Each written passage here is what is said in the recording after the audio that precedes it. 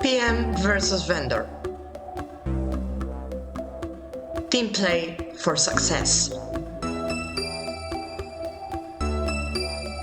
I'm Gabriela and I have been a certified bilingual translator English to French and Romanian since 2010.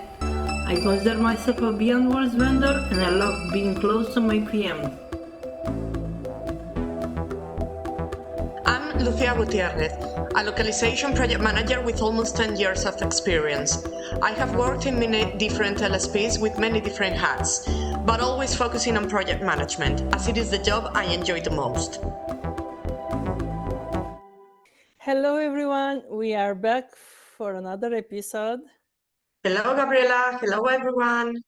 Hello Lucia, and today we will talk about, you say, time zones. We're talking about the different time zones where linguists are, why it is important to know this, why this matters. So yeah, let's get on it. Exactly. And first of all, I would like to say that sometimes people think that time zones are not important. They are important. Even 1 hour from my point of view, even 1 hour, it's very important when you are dealing with urgent projects. But as you said, let's dig in. And I would like to start with something that it's on my mind, or has been for years and years, is that vendors don't only say where they are based, or at least where they are when they are communicating with PMs, because they are afraid of client bias. And I will give an example from my real experience, my own experience, is that legally I'm based in 2 countries. I'm based in France and I'm based in Algeria. There is no difference. It's like 1 hour flight. You just have to cross the Mediterranean. But I realized that when I say that I'm based in France, there is a reaction. And when I say that I'm based in Algeria, there is another reaction. I don't know why, because I'm the same. I have the same skills. I have the same experience. So I don't know, and I don't want to assume. But when I started being more present in Algeria, when I developed my second business, I let the clients know. I remember I sent an email to more people that I'm developing the new agency in Algeria. I wasn't worried, and I'm not worried because people know me. But as a sad example, that I also talked about it with a colleague like 1 week ago. Someone was looking for French vendors in France, and I told them yes. And the PM got back to me and said, "We want someone based in France." And I said, "I am not physically right now in France, but I am based legally in France." So really, this, I can't say that I understand this sometimes. Why they want them to be physically right now? I don't understand, really. Yeah, I know what you say, and it's true. It's true that it creates a bias many times. However, this can be because of a variety of reasons. One, it might be because of invoicing. Like I know EU companies, if you are based in the European Union, in terms of invoicing, it's so much easier than if you are outside of the European Union. So it might be because of this type of issues. It might be because also of a time zone issue. So it's not the same dealing with a with a linguist in Canada or in France, because the time zone is totally different. Or it might be also because a specific variant is needed. So if you need French from France, then I would be inclined to work with people working in France. If I need French from Morocco, then I would be inclined with working with people from Morocco. Yeah, I understand. No, this was more related to the being, because I'm both legally registered in both countries. but they want the vendor to be when they are working on the project in that country. I asked my husband about that, that he is the geek of the family, and he said to me that maybe they are also worried about privacy or the security of the data security, because when you are working from a country that is not very secured, or their internet is not very secure, maybe they have questions about that. So yeah, but I think we should be honest. We should not be afraid about saying, because people who know you know you.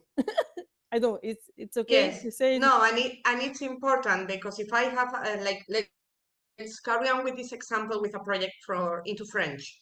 If I Mhm. have a translator and a reviewer, and the translator is based in my time zone, so I don't mind Algeria, France, any of these.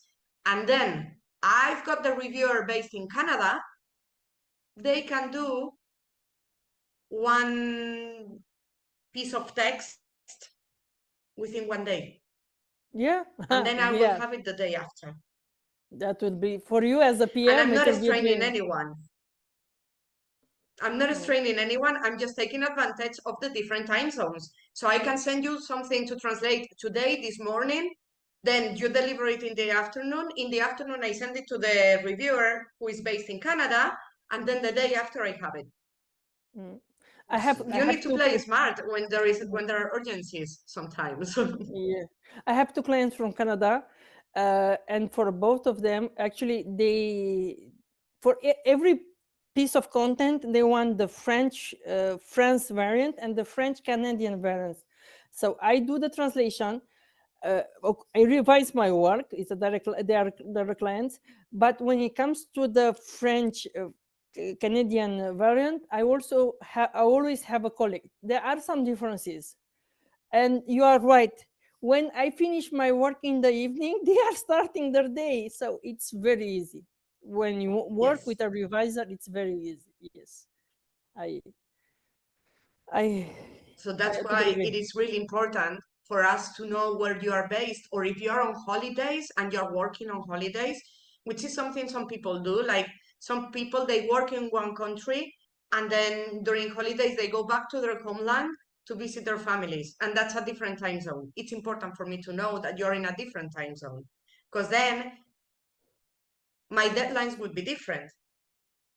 Yes. Yes, yes. No, no, I understand. I will give you another real example. I have one client from UK. When I'm in Algeria, we have the same local time, summertime. I'm talking. So it's London time, and it's perfect. But when I'm in France, I'm ahead of them, so I have to work earlier.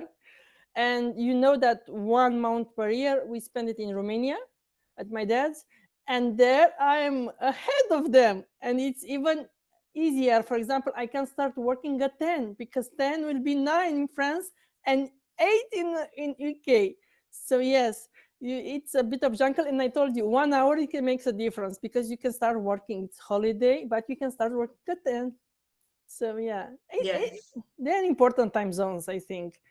Uh, yeah, but you can't only say that I'm flexible and I can work anytime, because if you work in the night, for example, if you want to work with someone from US or from Canada or Australia, I don't know, and you say yes, I'm flexible, but you start working during the afternoons or during the evenings, I don't think that the quality will be the same. Do you agree?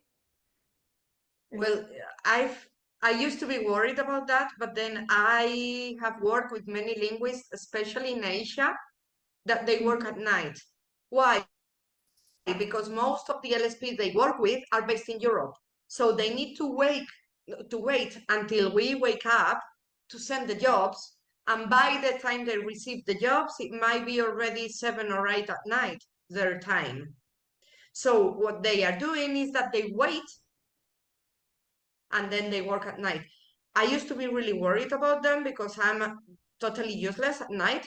But then they were telling me all the time, Lucia, don't worry. We are used to this, and this is the way we work. Yeah. There is something So that no, no, I understand. There is something that I would really like to ask you about. Is about the tools like, for example, WhatsApp or Skype. I don't use Skype, but I use WhatsApp, and I have one client from Argentina, and they are always sending me a message on WhatsApp around the 8 9 p.m. on my side to let me know that they send me an email. uh, Sometimes I see the message, sometimes I don't see the message. It doesn't bother me because WhatsApp, you can silent it. But do you agree with this type of tools when there are I don't. time differences? I don't. And I know that WhatsApp is being used more and more often in businesses right now. I personally don't like it because of these type of issues. Yeah, you can mute it, but what if you haven't and you're sleeping and it wakes you up? It's a pain. Email exists for a reason. To me, sending a WhatsApp to let you know that I've sent you an email, it's nonsense for my point of view. Because you already have the email, so whenever you're available, you will get to it and you will read it. So why should I send you a WhatsApp to let you know that you've got an email waiting? That's something I don't. I only use WhatsApp if there is an urgency.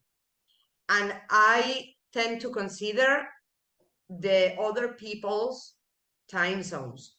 Why do I say I tend to consider? Because sometimes you are just so focused on your stuff that you forget that the other person is on a different time zone, and that happens. I'm not justifying it, but sometimes you forget.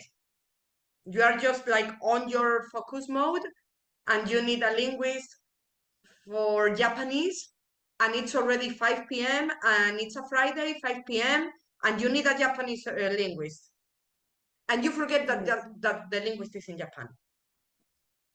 I know yes, yes. it happens. I'm sorry, but time zones is something that you need to be reminded for the good and for the bad, and sometimes you forget. And especially if you have your clients as a vendor. Again, as a vendor, you have your clients, you know their habits, you know their behaviors, you know what to expect, you know the type of work they are sending. When it comes to new LSPs or new clients, it may be complicated at first, and you have to bear in mind that sharing your time zone is not something bizarre or giving up control. It's just to find the correct work schedule. But when it comes to the regular clients, it's easier. So yeah, sometimes maybe you have to, or some days you have to wait to start work a bit earlier, or if not, you can schedule emails. For example, if you know that they are starting work at 6 p.m. on your side, and you finish work at 3 p.m., you can schedule your email if you want to send it later. Also, put the time zone in your signature. I put it, sometimes I don't. I usually put the absence dates. I'm obsessed with that, and I think we should talk about that in one episode. Why it's important for the vendors to let the PMs know about their summer times, how I call them, or winter winter times. Yeah, I have a lot of colleagues who enjoy skiing. They go skiing during winter. Anyway, so I think it's important to assess your situation as a vendor. I have these regular clients, and they have these time zones, and they have these specifications. I want to work with this client with these LSPs, and they have this time zone. So be real. Don't over don't be too flexible so your quality drops, but also don't be a stranger. Don't We talked about in one of the last episodes that don't ghost PMs because you think that there is a big time zone difference. Be transparent, say what you can do, say what you cannot do, and I think at the end of the day we will be able to find something normal, human, Yeah, yeah. And productive. bear in mind that, for example, here I'm based in Spain. By the Okay. time I start working, first I need to read my emails or at least skim through them to see what I've got for that day. And then I might start sending emails to vendors. For a vendor based in Japan, that might already be 6 p.m. or 7 p.m. their time. So if you are working on a 9 to 5 rigid schedule, then most likely you're not going to be able to work with that LSP. So if Exactly. you want to work with that LSP, you need to do some sacrifices, and you can get compromises. You can tell your PM, hey, I'm going to be checking emails until 8 my time. It doesn't mean that I'm going to start working, but I'm going to be checking emails so that I can accept or decline a job. And that's fine. I don't need you to start working right away. I just need you to be responsive during that time frame, because otherwise it's not a match. I'm not going to be able to work with you, never, because we don't have the same schedule. Then another thing, I understand that some companies might try to negotiate your rate depending on the country you're based. Yes, I know it happens. I know that if you are a French linguist who is working in Algeria, companies will expect you to charge less because the price of living in your country is less. This is something for you to decide. This is something for you to decide. It might happen, but it's more important that they know where you are, and then you can negotiate. And if they don't give you the rate you are worth, you go with another company. Exactly. But it's important. That doesn't mean that you need to hide where you are. Yeah. Because it's something we need to know. For example, if there is an earthquake in your country and I know where you're based, I already know that I'm not going to be expecting a reply from you. I already know that if you had a deadline for that day, you are not going to be able to make it. And I can go to the client and explain, listen, I'm not going to be able to deliver this translation because the vendor is based in this country and there was an earthquake. Exactly. But because of that, I need to know. If you don't tell me where you are based and then you just disappear because there was an earthquake, don't blame me for thinking that you are not professional. Reliable. Yeah. No, Reliable, call it whatever you want. Don't blame me because you are not giving me the full information. Exactly. No, I totally agree with you. I also understand, this is the thing with me. I understand your point of view, and you know that I'm very close to all my regular PMs, and I know what's behind the scenes, and I know also your stress. I understand your stress, and I understand what's behind you. But I also understand my colleagues, and I know some, because I know colleagues from Africa, I know colleagues from Western Europe, I know colleagues from Eastern Europe. I know that a Romanian translator living in France will be paid with a higher rate than one from Romania, for example. And then I don't know why, because maybe the one from Romania will be more skilled because he is there, he's in the current society. Maybe they want something localized in Romania. I understand their frustration, but if you, as you said, if you know your worth and you know what you want, you say it, and I am sure that you will find PMs and companies and direct clients and LSPs that recognize that sometimes scales and reliability and productivity comes before time zones. Do you agree? Yes, and also you will be in a niche because it's not the same to find an English translator, general English, than a translator for English for Kenya. Exactly. When you well said. Get a request from a client saying, hey, we need this into English for Kenya, it's really difficult. And then because of that, you can negotiate your rates. LSPs won't have that many linguists available, so you can raise your rates because there is not that much competition. So it can also play into your advantage. I understand it's not the same the number of times that people request English from Kenya than the people request English in general, but you have your worth in that kind of situations. It happens to me with Spanish. I know a person from Spain. I'm not gonna say never, but most likely they are not gonna be able to translate into Latin American Spanish. Exactly. I And know. we talked in an previous episode about that sometimes our personal circumstances, our personal environment can help us to, as you said, to have a niche or to be, I don't know, more suitable for a project. So don't hesitate to use your personal background, your personal experience to highlight your professional skills. Okay, but from translator from Africa, it's sad to say it, but many of them complain that if they say that they are based in Africa and they are very good French translator, for example, even in Algeria, I know people in Algeria, they are speaking French better than people from France. Yeah, I know.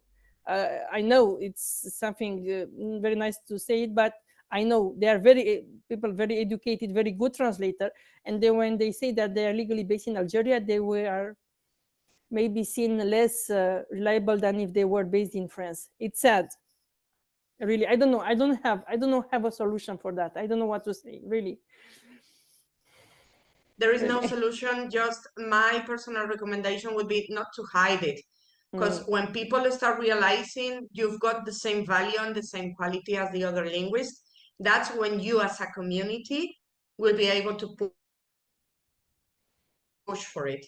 But if you hide it, you are never going to improve that situation. Yeah. I hope we gave some food for that to our colleagues, and please let us know your opinions. And as always, thank you, Lucia, for your input. It's very valuable. Thank you, everyone. Carry on listening to us, and please let us know your thoughts, as Gabriela said. And again, thank you for Bye-bye. your support. Bye-bye. What you've heard are just our personal opinions. We by no means intend to impose our personal views on anyone. Feel free to disagree, throw tomatoes at us, or just drop a comment to let us know.